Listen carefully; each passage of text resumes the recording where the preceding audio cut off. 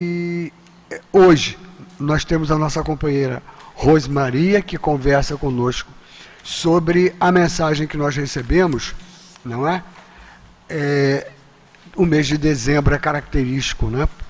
Com relação à figura do nosso Mestre Jesus, então as mensagens são todas mais relacionadas a Jesus, aos seus exemplos, e aí nós recebemos hoje a mensagem de Antônio de Aquino, que é psicofonia do nosso altivo, do nosso irmão altivo Panfiro, e que está contida no livro Inspirações do Amor Único de Deus, volume 1, publicação do CELD, cujo título é Vida em Abundância, e que nós vamos ler juntos, nos preparando para o estudo que vamos fazer na noite de hoje.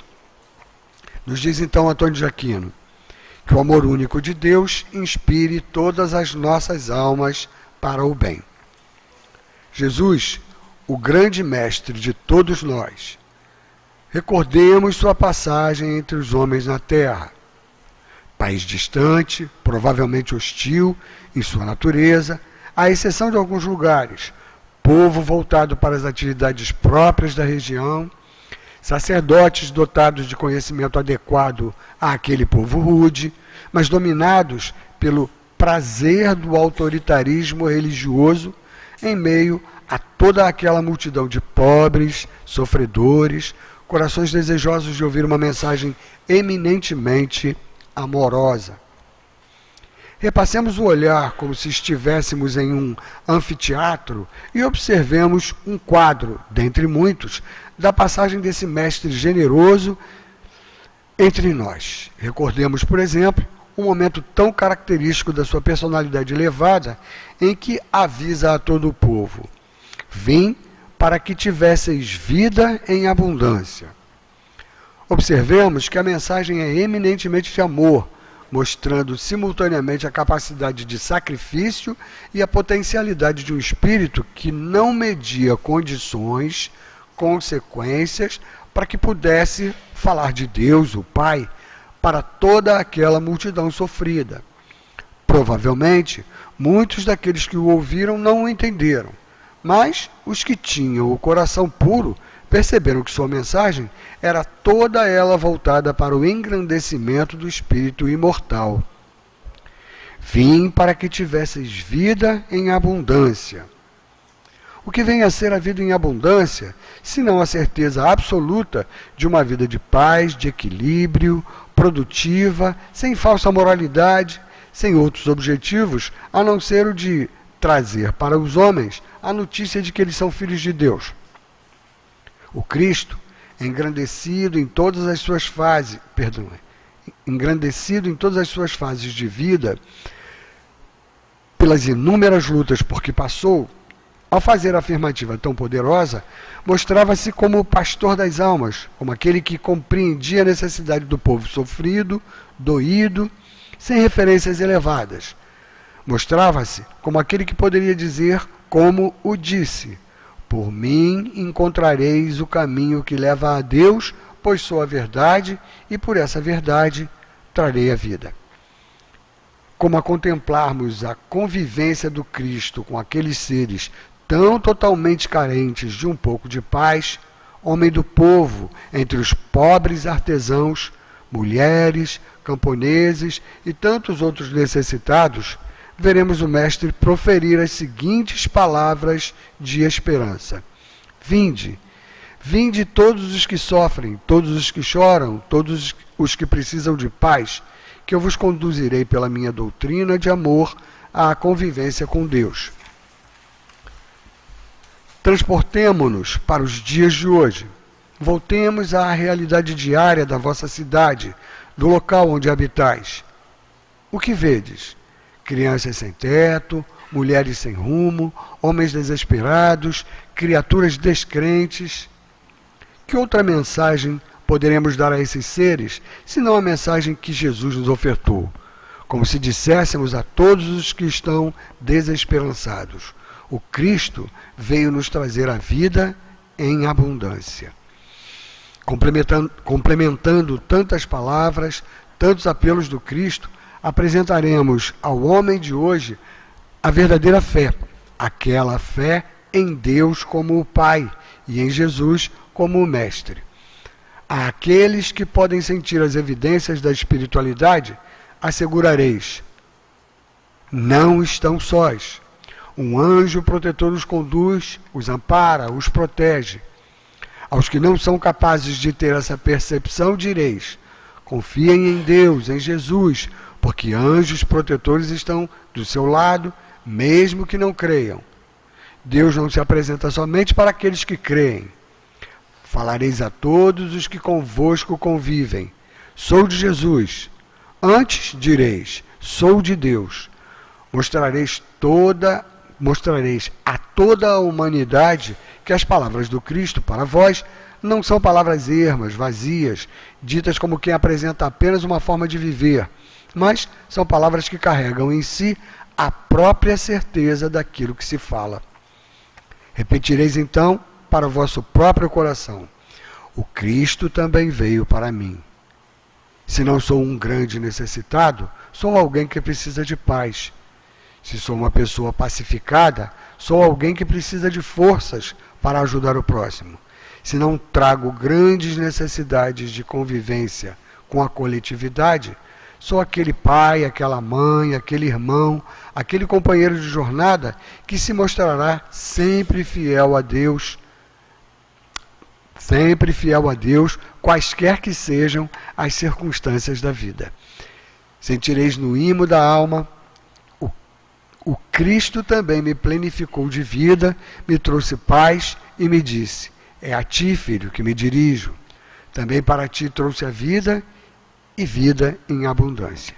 Que Jesus, o grande Mestre, o grande Senhor das nossas vidas, nos ampare, nos conduza e nos traga sempre e sempre a sua paz. Vosso irmão Antônio de Aquino. Muita paz, caros filhos.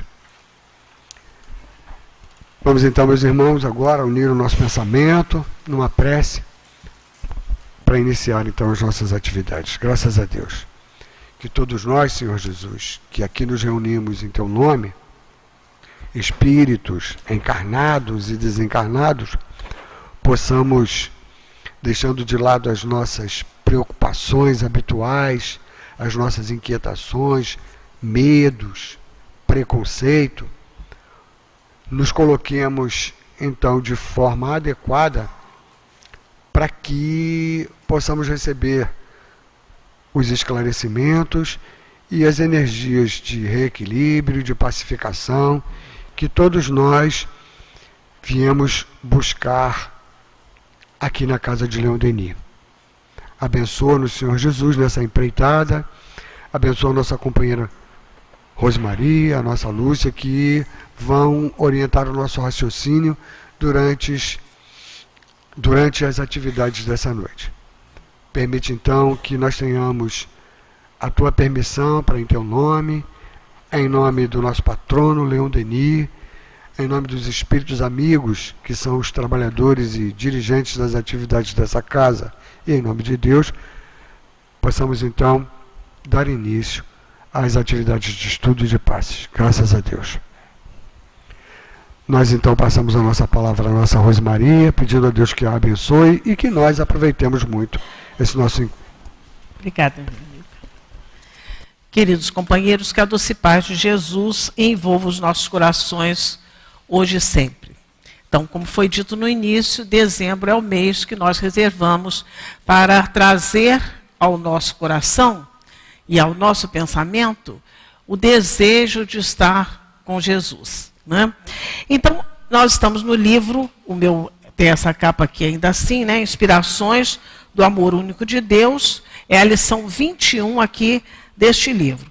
E Antônio de Aquino, vocês têm a página aí, o Antônio de Aquino inicia essa página de hoje, pedindo para que a gente recorde, faça assim uma lembrança da passagem de Jesus entre nós, naquela época lá, há pouco mais de 2000 anos, né? O que ele encontra, é o que Antônio de Aquino fala, o que ele encontra quando ele chega à Terra, né? A primeira coisa é a perseguição que ele sofre ao nascer, porque Herodes ficou sabendo através dos reis magos que havia nascido o rei dos judeus. Ele se preocupa com isso, porque ele era rei e não queria perder, naturalmente, o seu poder, a sua plenitude de ser rei daquela região desse tamaninho, né? Então ele manda matar as crianças. E Jesus, então, começa por essa perseguição. Enfrenta também Jesus, na sua vinda à Terra, as desconfianças sobre a sua missão. Porque, embora todo o Velho Testamento, vários profetas tivessem avisado que viria esse Messias, falam desses Messias, Isaías é o profeta chamado profeta messiânico. Ele fala inúmeras vezes da vinda desse Messias, mas os judeus aguardavam um Messias, naturalmente em púrpura, com muito poder, porque eles viviam sob o jugo dos romanos. Os romanos praticamente estavam ali no território deles, e eles pagavam impostos a Roma. Então eles queriam, naturalmente, um Messias que o livrasse dessas coisas, que desse vitória a eles diante dos inimigos. Então, como Jesus não tinha nada das características que eles imaginavam que um Messias deveria ter, eles desconfiavam o tempo todo que Jesus fosse esse Messias, né? Então, Jesus encontra ali um povo muito rude, com a maioria, a grande maioria analfabeta, né? A quase totalidade analfabeta, que viviam, como a gente vê na página ali, de atividades pastoris, né? Eram coisas corriqueiras, era um povo muito, muito, muito humilde, era um povo que não tinha realmente nenhum conhecimento, praticamente todo ele muito rude. Ele vem encarnar aqui na Terra num país hostil, numa dificuldade muito grande, porque esse país lá, até hoje, né, está lá, Israel, né, com inúmeras dificuldades nas condições climáticas.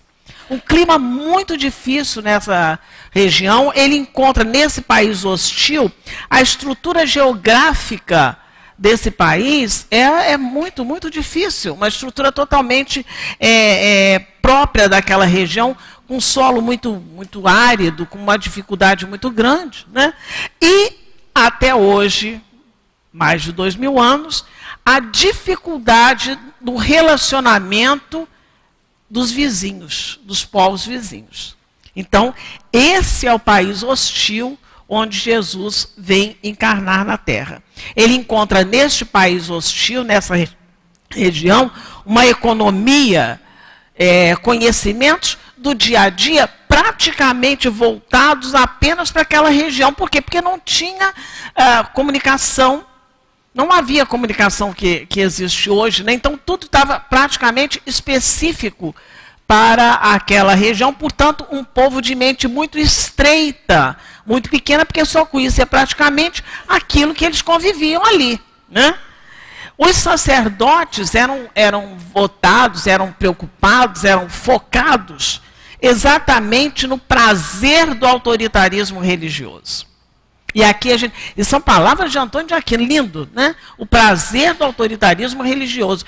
Porque o autoritarismo, qualquer que seja ele, dá um prazer enorme.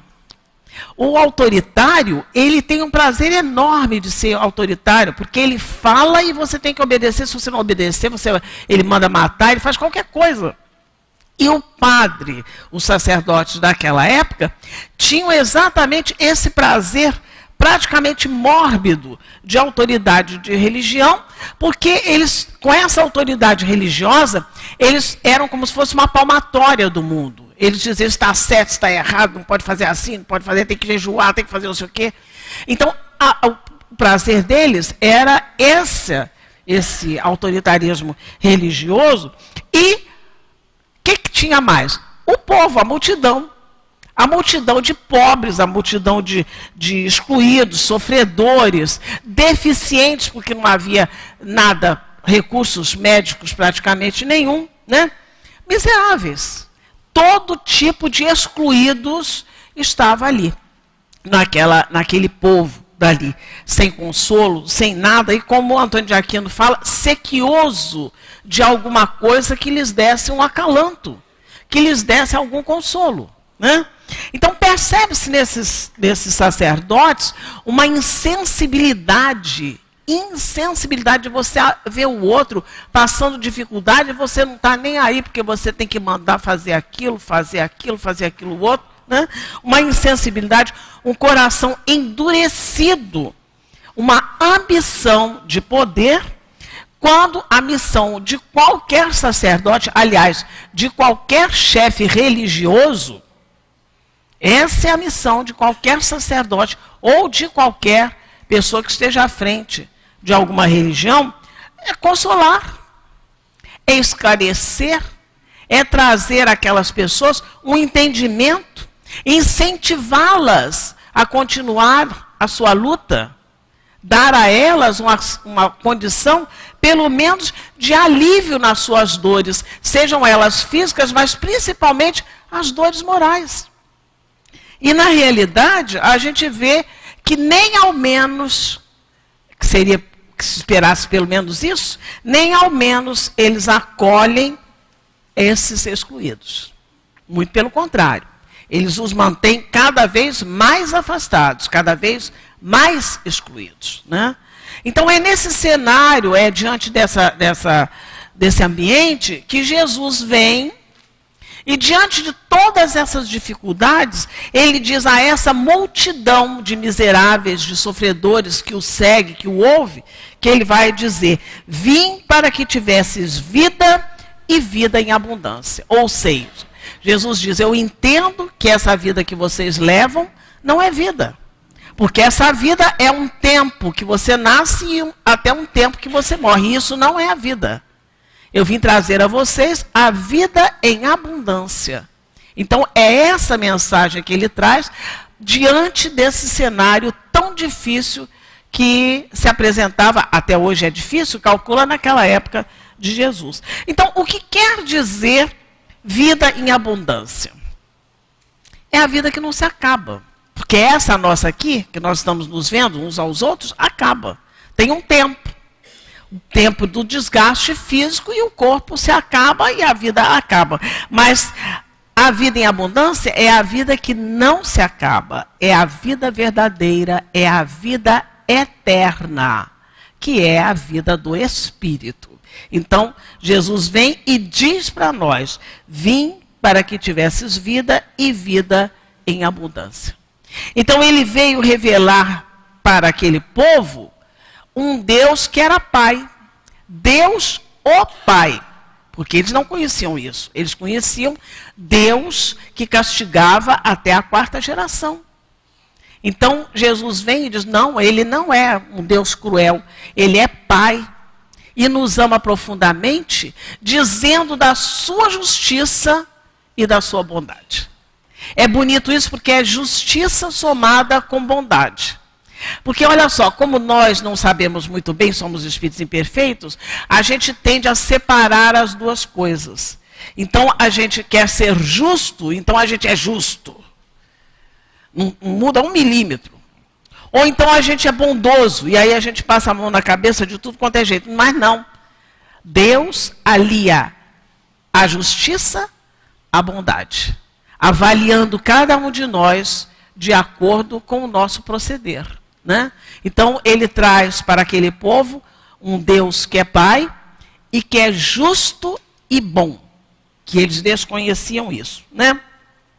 Ele veio, Jesus, segundo Isaías, lá no Velho Testamento, quando eu falei para vocês, Isaías está mais ou menos uns 700 anos antes de Cristo. Mais ou menos uns 700 anos antes de Cristo. E ele, no capítulo 9, versículo 2, ele diz que o Messias, que é Jesus, viria fazer raiar a luz aos que se achavam na região das sombras da morte. Olha que beleza. Fazer raiar a luz quer dizer levar o entendimento àqueles que se achavam na região das sombras da morte. O que é a região das sombras da morte?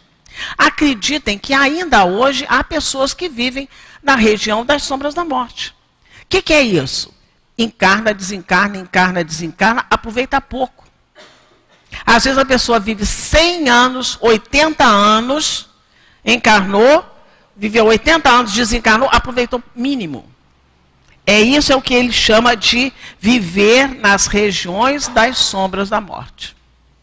Então Jesus vem lançar luz para essas pessoas, que ainda hoje há pessoas que reencarnam e desencarnam e aproveitam o mínimo da sua possibilidade reencarnatória. Segundo o próprio Jesus, ele diz assim, essa passagem está em João capítulo 18, 33, 36 e 37, quando o próprio Jesus diz: não nasci e não vim a este mundo senão para dar testemunho, não é ensinar, falar, dar testemunho da verdade. Aquele que busca a verdade, escuta a minha voz. Vocês não têm aí na página, porque a página começa justamente com Antônio de Aquino. Mas a gente que tem o livro, começa com essa citação, a citação pequenininha que tem aqui no livro, é exatamente isso. Então, Antônio de Aquino, essa página que ele escreve, é em cima dessa frase de Jesus, né? Não nasci e não vim a este mundo, senão para dar testemunho da verdade. Aquele que busca a verdade, escuta a minha voz. Por que nós estamos na casa espírita? Porque buscamos a verdade. Queremos entender a vida, queremos saber o porquê dos acontecimentos, o porquê das coisas que acontecem na minha vida, do meu irmão, do meu vizinho, no mundo. Então, é por isso que nós estamos aqui.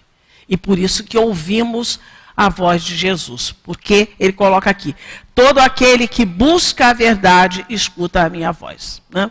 Então, Jesus veio como um pregoeiro, um arauto, como um mensageiro, para anunciar a todos, sem exceção, a todos. Não importa se é sacerdote, se é povo rude, não importa. Ele veio anunciar a todos o reino de Deus, o reino dos céus, que se achava que era só para o povo de Israel e os sacerdotes provavelmente, que achavam que faziam tudo. Mas ele veio anunciar para todos, todos nós, inclusive nós que aqui estamos, esse reino de Deus que é acessível a qualquer um de nós. Ele veio como médico de almas, olha o nome, médico de almas, para as nossas almas, para as nossas aflições, para os nossos anseios, embora tivesse curado fisicamente muitas pessoas naquela época, porque ele tinha o poder de ver qual era o momento que a pessoa podia parar de sentir aquele sofrimento físico. Ele tinha esses olhos de ver, né? Mas ele vem como médico de almas, para as nossas almas, que é o que realmente subsiste, é a nossa alma, né? Ele veio condenar, entre aspas, muitas aspas, as práticas religiosas dos sacerdotes e dos doutores da lei. E é importantíssimo, meus amigos, eu tenho até mania de vez em quando de distribuir esses novos testamentos, assim, esse livrinho aqui, porque, por exemplo, vocês não vão esquecer, porque é Mateus capítulo 23, o capítulo inteiro. 23 são 2 dias antes do dia 25 de Natal que acabou de passar. Vocês vão ter esse recurso mnemônico. Mateus capítulo 23, o capítulo inteirinho, do 1 até o final, é Jesus falando a respeito dessas, entre aspas, práticas religiosas. Eu vou ler uns pedacinhos só, porque é para vocês aproveitarem esse interregno entre o Natal e o Ano Novo e dar uma lidinha, porque é maravilhoso. Começa Jesus assim. Então falou Jesus às multidões e aos seus discípulos. Porque tudo igual, tanto a multidão como para os seus discípulos. Na cadeira de Moisés se assentaram os escribas e fariseus. Portanto, era direito deles. Morreu Moisés, quem ficou na cadeira? Escribas e fariseus. Então eles estavam seguindo a tradição. Na cadeira de Moisés se assentaram os escribas e fariseus. Fazei e guardai, pois, tudo quanto eles disserem. Eles têm, é dever deles. O que eles disserem, eles estão seguindo Moisés. Fazei e guardai, pois, tudo quanto eles vos disserem. Porém, não os imiteis nas suas obras. Gostaram? O que eles estão falando, faz. Tem até aquela historinha do moço que assistia as palestras, né? E o palestrante maravilhoso, e o camarada sentadinho lá atrás sem dar uma palavra. Morreram os dois, quando chegou lá, o camarada sentadinho lá atrás, todo luminoso e o palestrante todo espandongado, todo escurecido. E aí o palestrante falou para ele, mas peraí, você ficava lá atrás. Não, eu fazia aquilo que você falava, você só falava. Né? Então, aqui Jesus falando isso aqui. Você, olha lá, fazei e guardai, pois tudo quanto vos disserem. Porém, não os imiteis nas suas obras, porque dizem e não fazem. Dizem e não fazem. Mais adiante ele diz assim, isso que eu gosto mais, eu acho isso ótimo, porque a gente vê pessoas que conhecem 3 pedacinhos da Bíblia, não sei quantos pedacinhos do Novo Testamento, leram algum espírito luminoso, tipo Leon Denis, e começa a ditar normas. Né? Então diz Jesus, palavra de Jesus, isso aqui é maravilhoso, presente de Natal para vocês. Atam os escribas e fariseus, atam fardos pesados, quer dizer, amarram fardos pesados e difíceis de carregar e os põem sobre os ombros dos homens. Entretanto, eles mesmos nem com o dedo querem movê-lo. Está aqui. Não tem um monte de juízo e palmatória do mundo? Fulano tinha que fazer assim, assim, assim, porque Jesus disse não sei o quê. Aqui, ó, está aqui. Mais adiante ele diz assim, amam o primeiro lugar nos banquetes e as primeiras cadeiras na sinagoga. Amam as saudações das praças e os serem chamados de mestre pelos homens. Olha o que Jesus vai falar agora. Vós, porém, não sereis chamados de mestres, porque um só é o vosso mestre. E vós todos sois irmãos. Não tem ninguém melhor do que ninguém. Não importa se é sacerdote. Mestre é só um, que é Jesus. Todos nós somos irmãos. E ele vai falando aqui vários. Eu gosto muito quando ele fala assim, ai de vós, eu adoro isso aqui. Ai de vós, escribas e fariseus hipócritas, porque doais o dízimo da hortelã, do endro e do cominho, e tendes negligenciado os preceitos mais importantes da lei, que são a justiça, a misericórdia e a fé. Dá o dinheiro do endro, do cominho, eles davam com maior facilidade. Mas cadê, aqui que ele está dizendo, cadê a justiça, cadê a misericórdia, cadê a fé? Deveis, porém, fazer essas coisas sem omitir as outras. Quer dar o dinheiro do endro, do cominho? Dá, mas por que está aí esquecendo a justiça, né? Então, é o capítulo 23 de Mateus, gente. Bom, aí continuando, quando Jesus diz para nós, vim a este mundo dar testemunho da verdade, é como se ele desse assim um sacode, a palavra que se usa hoje, né? É como se ele desse assim um alerta para a gente. Olha, vocês precisam acordar. Vocês estão equivocados. Isso, ele fala aqui nesse capítulo 23, vocês estão equivocados. Essa conduta, essas atitudes que vocês praticam, não tem como trazer para vocês o progresso espiritual que a reencarnação é o objetivo da reencarnação. Vocês estão iludidos quanto às glórias da terra. As glórias da terra ficam onde? Na terra. Nós não precisamos das glórias da terra porque são da terra. Nós precisamos de tudo aquilo que a gente aprende para o nosso espírito, para o engrandecimento do nosso espírito, para a glória do espírito e não as glórias da terra. Vocês precisam conhecer a verdade real. É como se Jesus falasse para nós assim, olha, vocês estão totalmente pensando que a verdade é uma coisa e é outra, né? Também aqui tem um pedacinho, vou ler só um pedacinho em João, capítulo 8, 31 e 32, quando Jesus diz assim para o povo judeu, porque a maioria que seguia eram os pobres, os deserdados, né? Desculpe. É que o ar-condicionado vem aqui, a gente seca a garganta e fica difícil, né? Ele diz, então, aos judeus que haviam acreditado nele. Porque acreditavam só a raia miúda. Os judeus achavam assim o povo escolhido. Mas alguns que seguiram a Jesus e escutaram, disse Jesus a ele. Disse, pois, Jesus aos judeus que haviam acreditado nele. Se vós permanecerdes na minha palavra, sois verdadeiramente meus discípulos. Porque estavam encantados, como muita gente fica encantado com a doutrina espírita, mas depois quando olha a dificuldade que é botar em prática uma opção de coisas, a pessoa às vezes não persevera, né? Então ele coloca aqui, sereis meus discípulos, e conhecereis a verdade, e a verdade vos libertará. Aqui Jesus está falando qual é a verdade. É a verdade que liberta. Uma verdade que te aprisiona, que você não pode fazer não sei o que, você vai para o fogo do inferno, uma verdade. Isso não é uma verdade. Isso são imposições que as pessoas colocam para nós, né? Conhecereis a verdade, e a verdade vos libertará de superstições, de medos, de uma porção de coisas, de achar que Deus vai me castigar, Deus está me vendo. Parece que Deus está lá assim, ó, olhando, ah lá, não amarrou o sapato direito, ah lá. Não, isso não existe. Conhecereis a verdade, e a verdade vos libertará. Bom, então, entendido essa primeira parte, que é o quadro que o Antônio de Aquino mostra para nós da época de Jesus, agora ele pede que nós nos transportemos para os dias de hoje. 2018 anos depois, né? Vamos botar barato, 2000 anos depois. Vocês têm aí, porque a página está aí com vocês, quando ele diz assim, está na parte de trás da página de vocês. Transportemo-nos para os dias de hoje.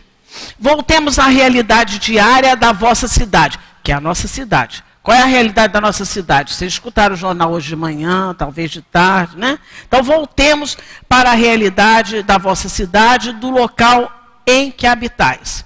O que vedes? O que a gente vê? Um monte de dificuldades, né? E ele diz assim, crianças sem teto, mulheres sem rumo, homens desesperados, criaturas descrentes. Quantas pessoas falam para nós no ônibus, na fila do banco, ah, isso aqui não tem mais jeito, tá perdido. O mundo está perdido. Se for velhinho, então tem uma mania de dizer isso. No meu tempo, né? O mundo está perdido. Então, que vedes? Crianças sem teto, mulheres sem rumo, homens desesperados, criaturas descrentes. Que outra mensagem poderemos dar a esses seres, se não a mesma que Jesus nos ofertou lá na época, 2000 anos? Porque a semelhança é muita. A semelhança é muita, ele coloca aqui, senão aquela que Jesus nos ofertou.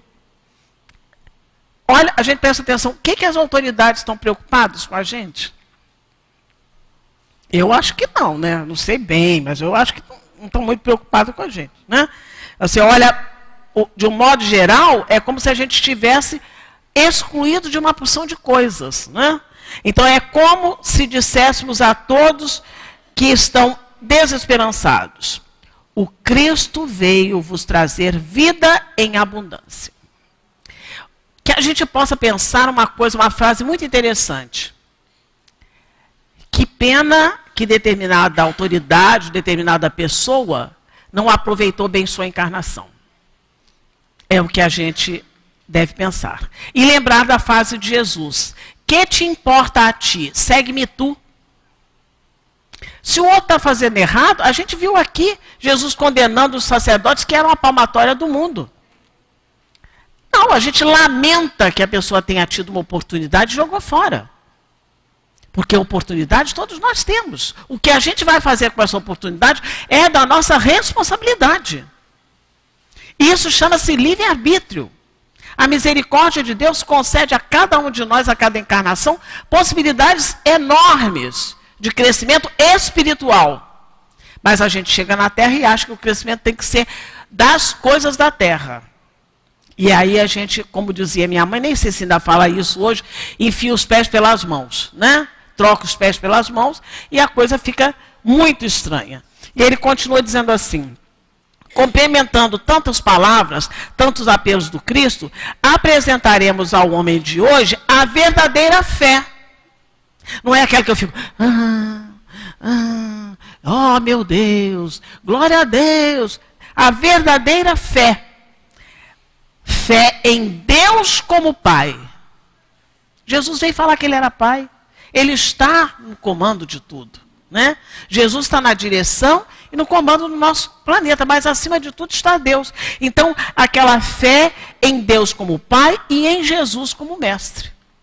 Aquelas pessoas, aqueles que podem sentir as evidências da espiritualidade, assegurareis. Quem são? Aqueles que já percebem Os médiuns, a maioria das pessoas que têm mediunidade, percebe essa aproximação, né? Então, aqueles que já sentem a evidência da espiritualidade, assegurareis, não estão sós.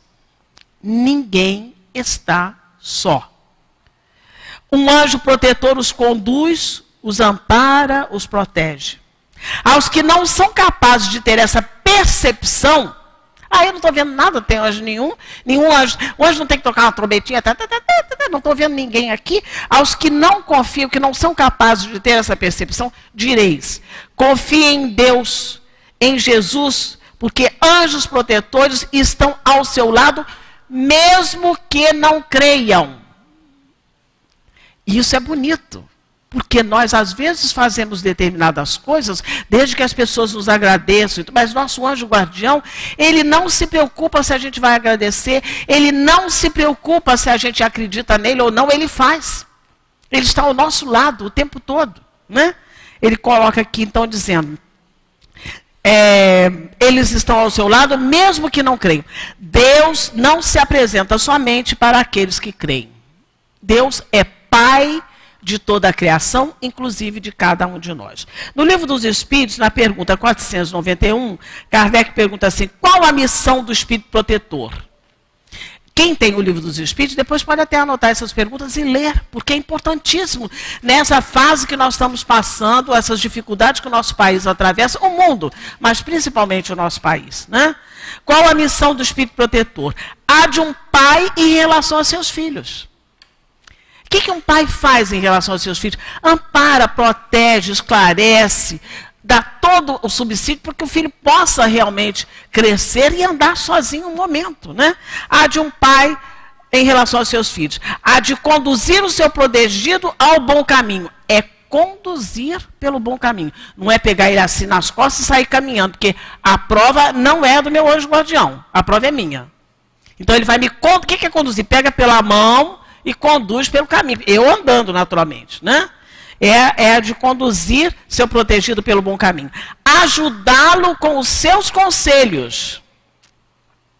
Não vai resolver os meus problemas. Não vai lavar a louça para mim. Vou fazer uma prece forte. Meu anjo guardião, essa louça está difícil. Lava para mim. Isso era naquele... Vocês não sabem disso, que vocês são muito jovens, mas tinha um programa, um filme, sei lá o que era aquilo, uma série de uma mulher que fazia assim com o braço e ficava tudo pronto. E daquela que fazia assim com o nariz e ficava tudo pronto. Isso é para aquele filme. O nosso anjo guardião não trabalha naquele filme ali. Não é ele lá. Né? Então, ajudá-lo com os seus conselhos, consolá-lo nas suas aflições. Consolá-lo nas suas aflições. Consolar.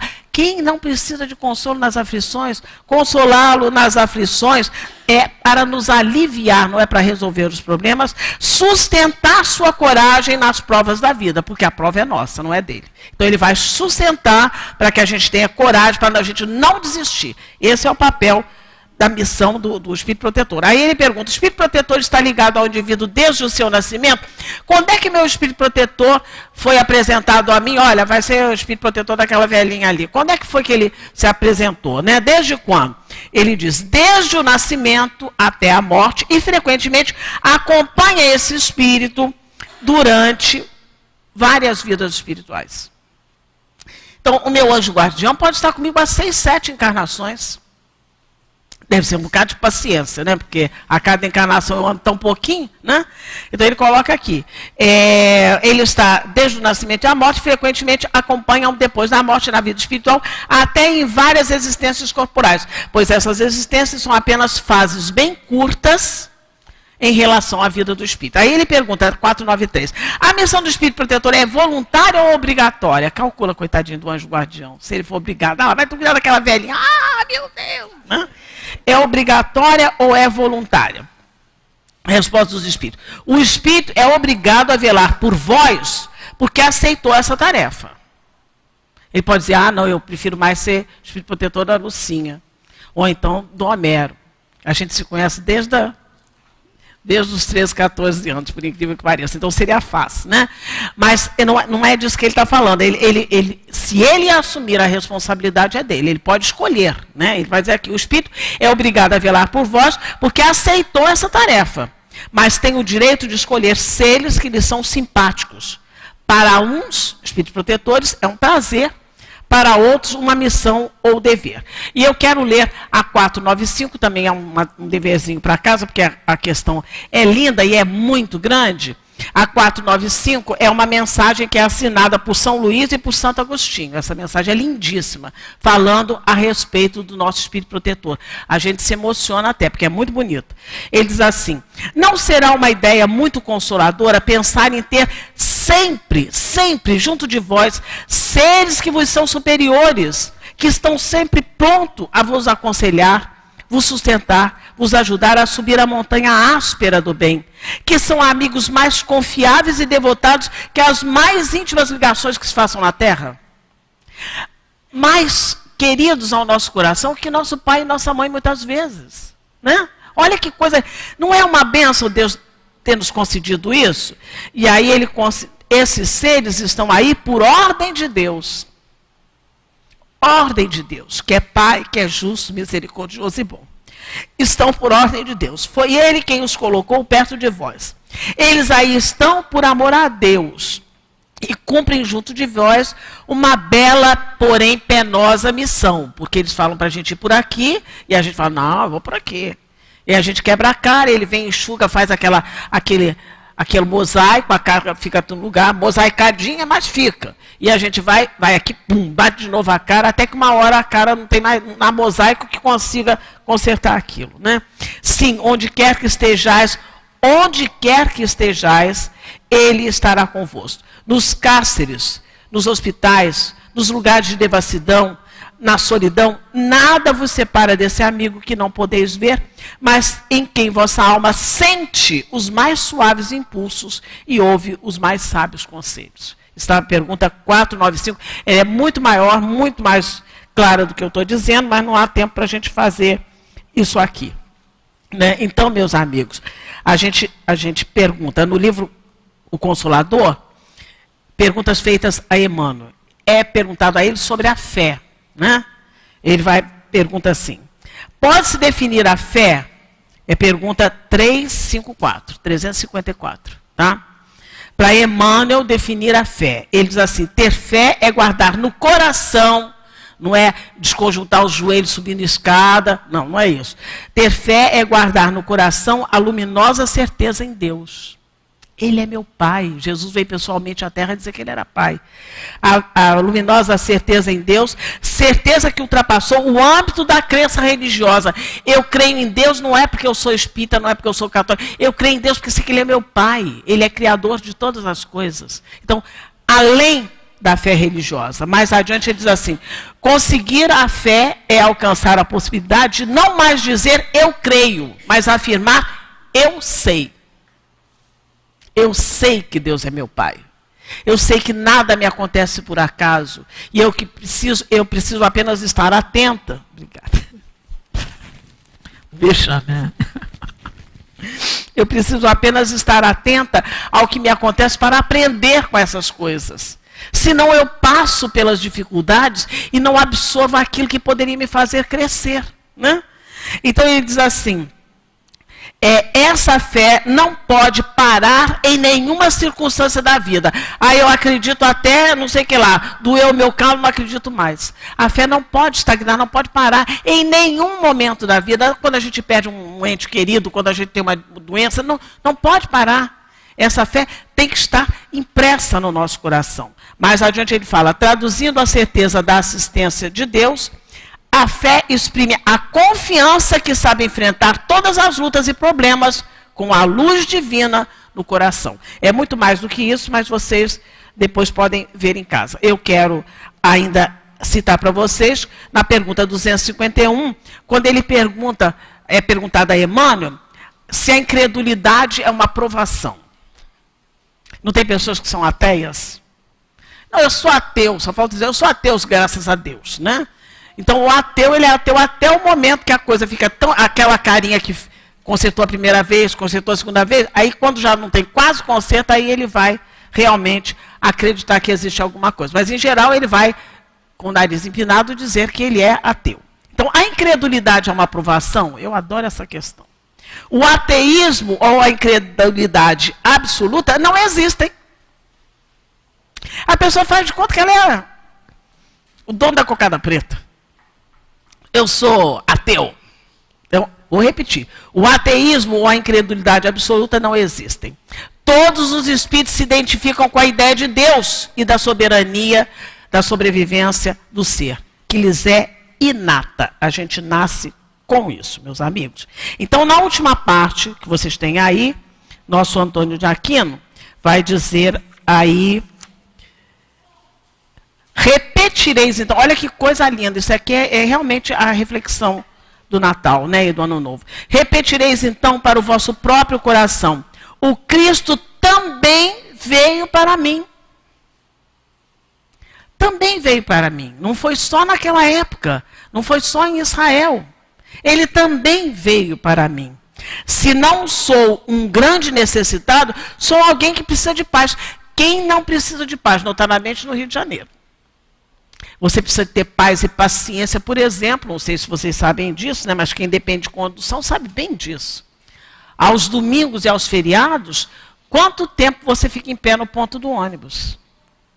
Porque os donos de ônibus acham que domingo não precisa, vai gastar dinheiro pagando hora extra para aquelas pessoas que vão dirigir, quando você, se você é pobre, fica em casa assistindo televisão. E se você mora na Zona Sul, chame o Uber, chama não sei o que lá, chama não sei o que, e vai, ou pega o seu carro e vai andar. Para que essa história de ônibus? Né? Então, qualquer condução, você fica praticamente impossibilitado de sair de casa aos domingos. Então, como ele, sou alguém que precisa de paz. Preciso de paz na minha família, preciso de paz no meu emprego, preciso de paz no meu dia a dia. Se não sou um grande necessitado, sou alguém que precisa de paz. Se sou uma pessoa pacificada, ou seja, já sou aquela pessoa que fica no ponto do ônibus, fazendo palavras cruzadas, né, cantando uma musiquinha, né, um pouco prestando atenção que passam umas bicicletinhas, umas motinhos, que de vez em quando fazem alguma coisa além. Mas aí eu estou ali, pacificado, esperando ali, sou alguém que precisa de forças para ajudar o próximo. Porque você precisa de muitas forças, como diz Jesus: amai também os vossos inimigos. Não desejar mal àquela pessoa que acha que você tem que dar alguma coisa para ela, mesmo que você não queira. Né? Sou alguém que precisa de forças para ajudar o próximo. Se não trago grandes necessidades de convivência com a coletividade, sou aquele pai, aquela mãe, aquele irmão, eu vou acrescentar aquela avó, né?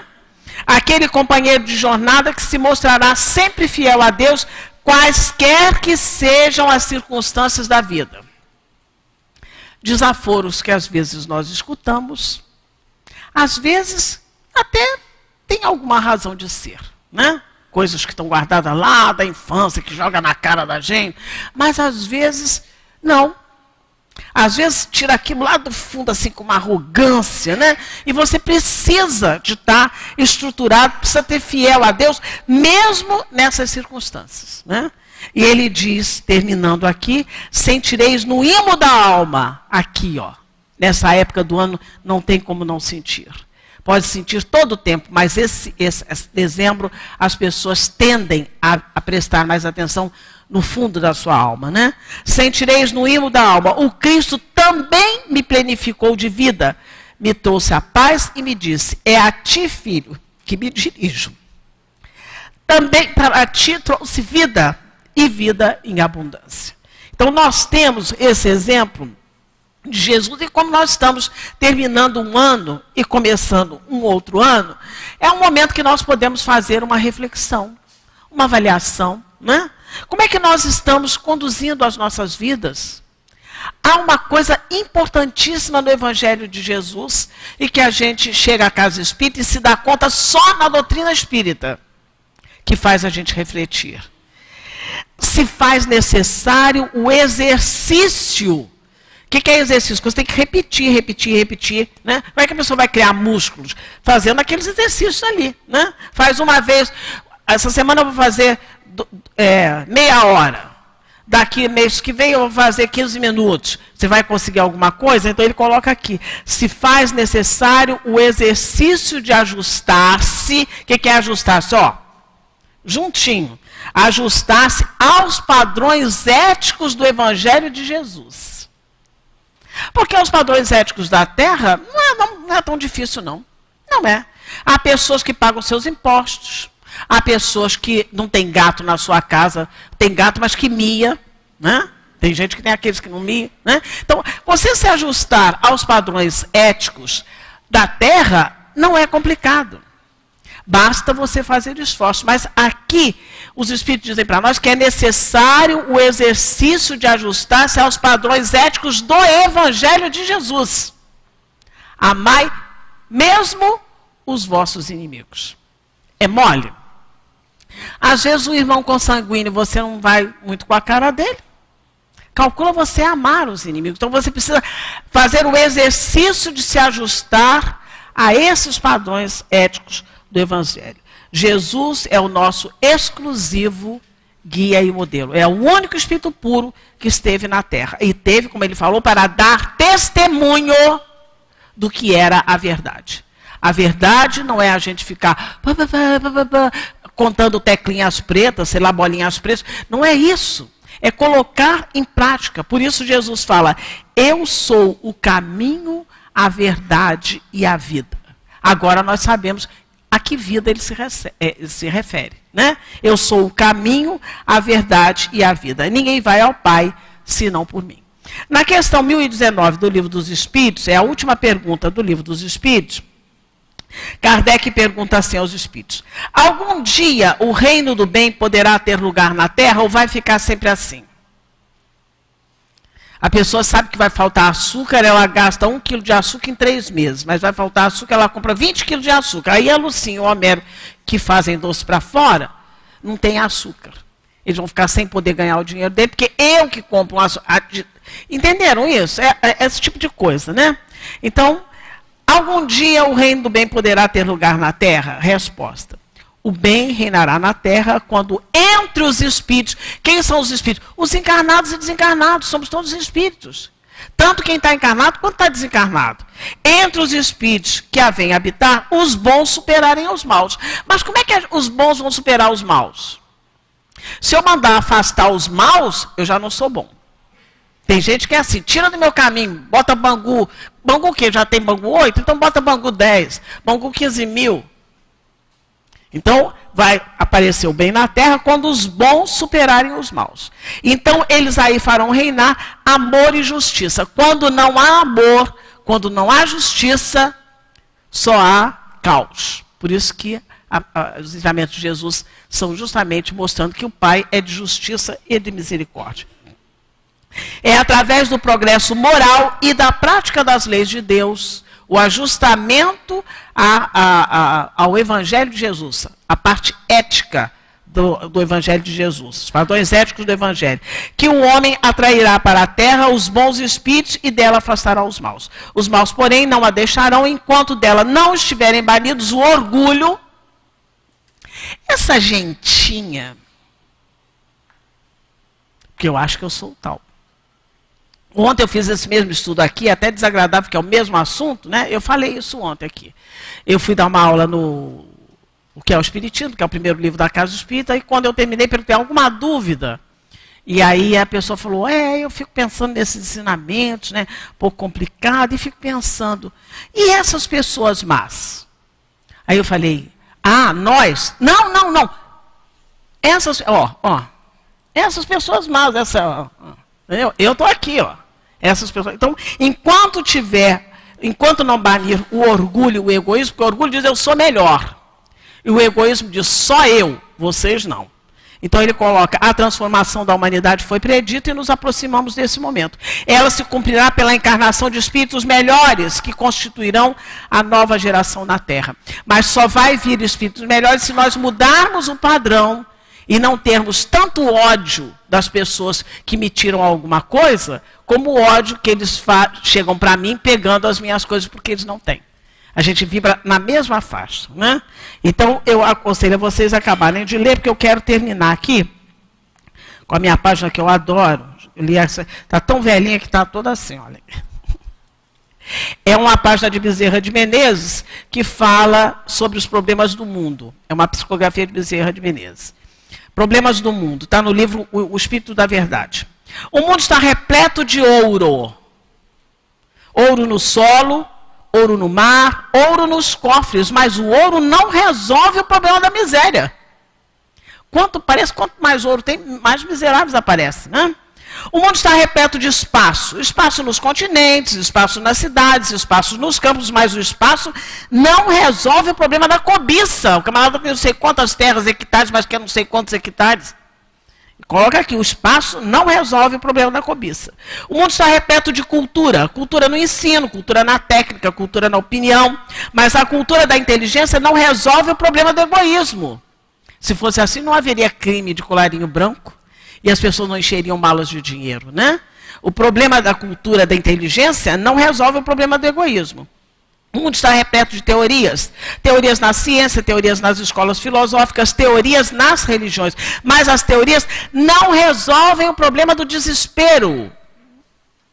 Você calcula, você está desesperado com alguma coisa, alguém fala, peraí, eu vou te dar a teoria de Nietzsche, a teoria de Schopenhauer. Não quer saber de teoria, está desesperado, a pessoa enlouquece de desespero, né? Então, as teorias não resolvem o problema do desespero. O mundo está repleto de organizações administrativas, organizações econômicas, organizações sociais, muitas ONGs de fachada, né? Mas as organizações não resolvem o problema do crime. É só olhar o que houve, que colocou a mais, o que foi que diminuiu no crime. Para extinguir a chaga da ignorância que acalenta a miséria. A ignorância acalenta a miséria porque a pessoa não consegue ver que ela pode, ela por ela mesma, melhorar. Então, a ignorância acalenta a miséria. Para dissipar a sombra da cobiça que gera a ilusão. A cobiça é tão perniciosa que a pessoa acha que aquilo... Herodes não queria matar todas as... E matou todas essas crianças. Gera ilusão, né? Para exterminar o monstro do egoísmo que promove a guerra... Isso aqui, eu adoro falar isso aqui, porque o egoísmo promove a guerra, mas não é só a guerra entre os povos. A guerra, porque aquela panela de pressão que a minha mãe disse antes de morrer que era minha, mas a minha irmã disse que era dela. Né? O egoísmo promove a guerra. Para anular o verme do desespero que promove a loucura, para remover o charque do crime que carrega o infortúnio, o crime carrega o infortúnio. Para quem o pratica, para quem o sofre, para quem sabe dele. É um horror o crime. O infortúnio do crime que carrega o infortúnio, o único remédio eficiente é o Evangelho de Jesus no coração humano. Não é decorado. Tem gente que sabe decorado. Em Mateus, capítulo não sei o que lá, versículo... eu acho uma gracinha, porque a minha memória é memória de, como diz meu filho, de barata empalhada, né? Mas é bonito, mas não é Jesus decorado.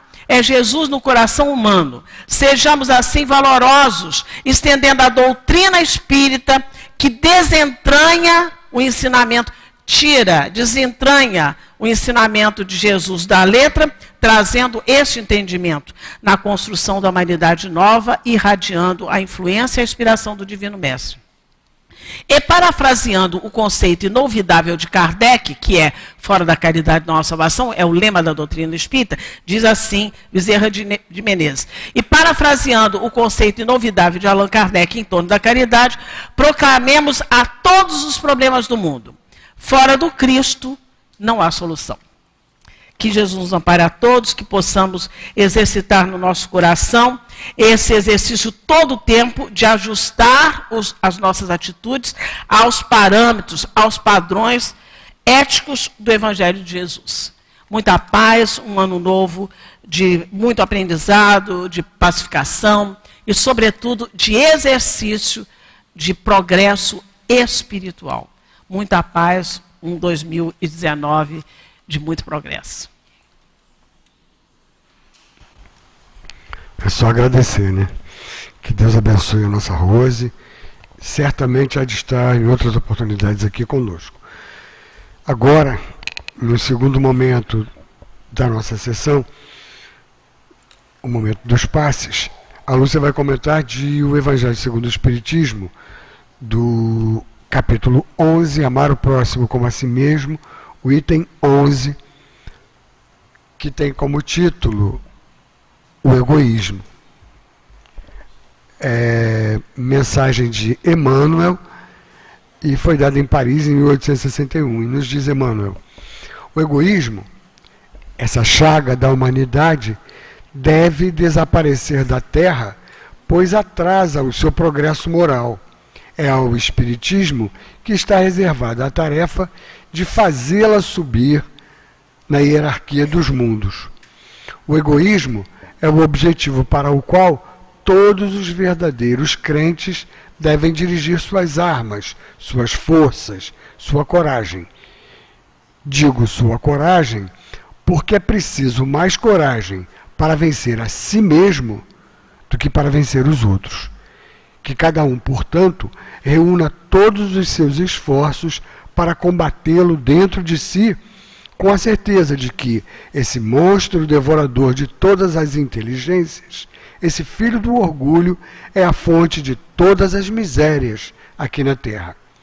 Ele é a negação da caridade e, consequentemente, o maior obstáculo que o homem tem para a conquista da felicidade.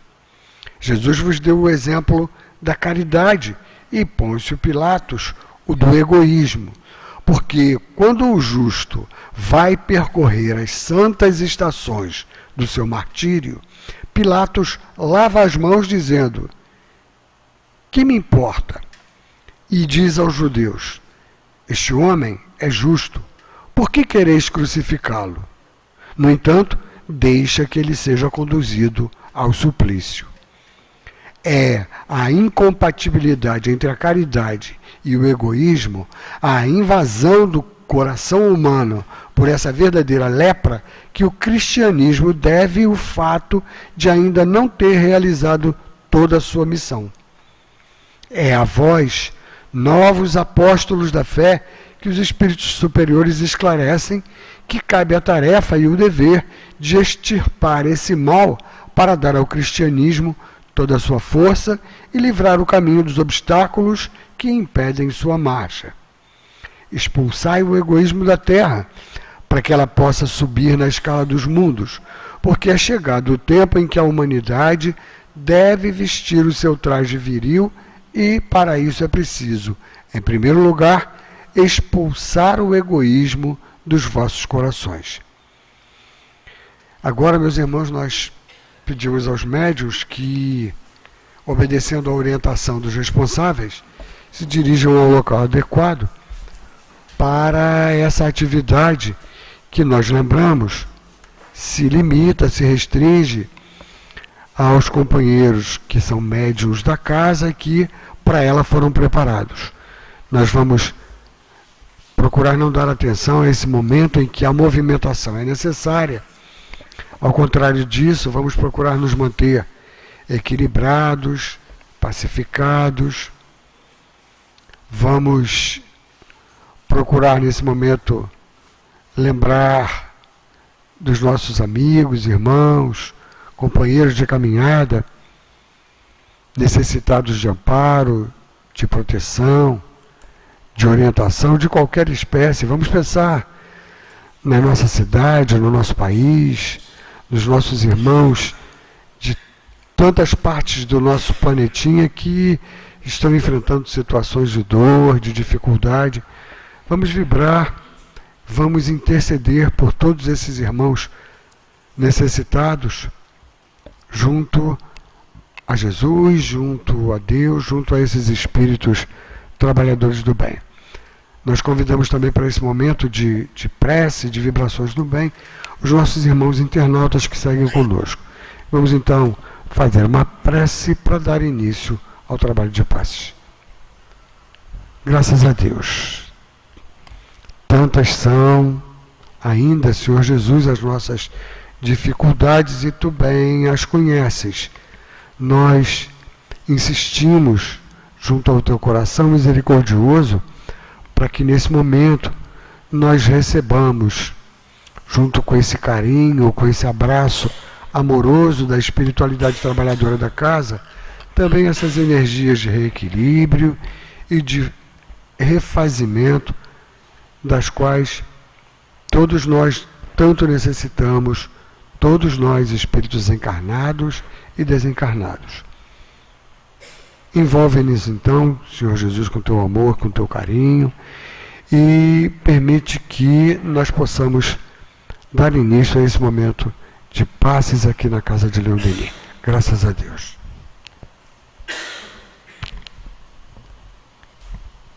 Que a infinita misericórdia de Deus nosso Pai possa nos envolver nesse instante, que possamos perceber e guardar em nós os fluidos de pacificação, o bálsamo de refazimento e equilíbrio que nos chegam nessa hora através das mãos amigas dos companheiros médiuns. Emmanuel, na lição de hoje, nos diz que o que impede que a Terra se desenvolva, progrida na hierarquia dos mundos, é o egoísmo.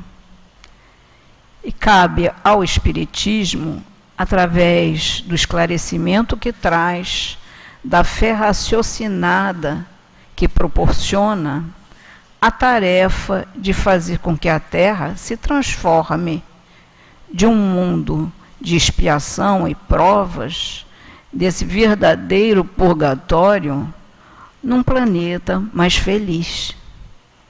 Portanto, é ao combate do egoísmo que os verdadeiros crentes, os que creem nos ensinos de Jesus, os que se esforçam para fazer aquilo que Jesus veio ensinar, esses devem dirigir suas forças, sua coragem no combate do egoísmo. E ele nos diz, Emmanuel, que a coragem,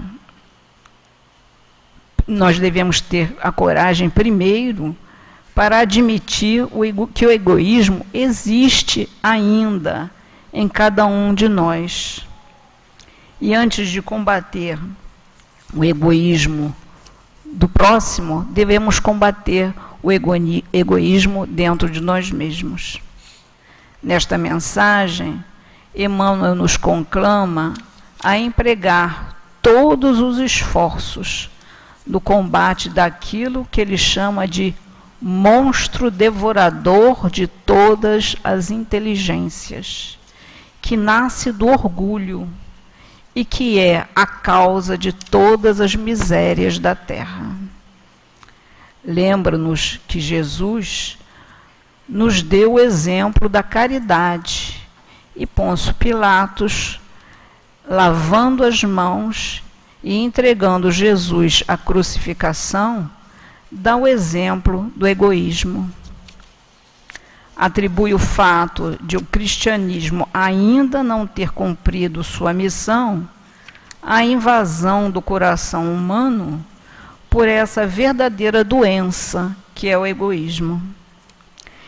Emmanuel ainda nos conclama a nós, espíritas, esclarecidos pelos espíritos superiores, à tarefa, ao dever de extirpar esse mal, para que o cristianismo possa, com toda força, tirar do caminho dos homens os obstáculos que o impedem de progredir na escala dos mundos, impedem a Terra de tomar o seu lugar na hierarquia dos mundos. Já está na hora de nós, humanidade, demonstrarmos o fruto do nosso aprendizado. Mas para isso é preciso primeiro que expulsemos de nós o egoísmo. Tarefa difícil ainda para nós, que vemos com muita facilidade o erro do próximo e não enxergamos o erro que nós mesmos cometemos. Que possamos, então, apreender as lições que nos chegam, que possamos meditar mais sobre elas e colocarmos em prática, fazermos todo como Emmanuel nos recomenda, todo o esforço para combater esse egoísmo dentro de nós mesmos. Que Deus seja louvado hoje e sempre. Graças a Deus. Agora agradecer a Deus, nosso Pai bom, justo, misericordioso, por por essas oportunidades de tanta valia para o nosso esclarecimento, para o nosso fortalecimento, para a nossa orientação. Te agradecer, Senhor Jesus, e insistir junto ao teu coração generoso, para que aqui nós nos reencontremos em outros momentos de estudo e de trabalho em teu nome.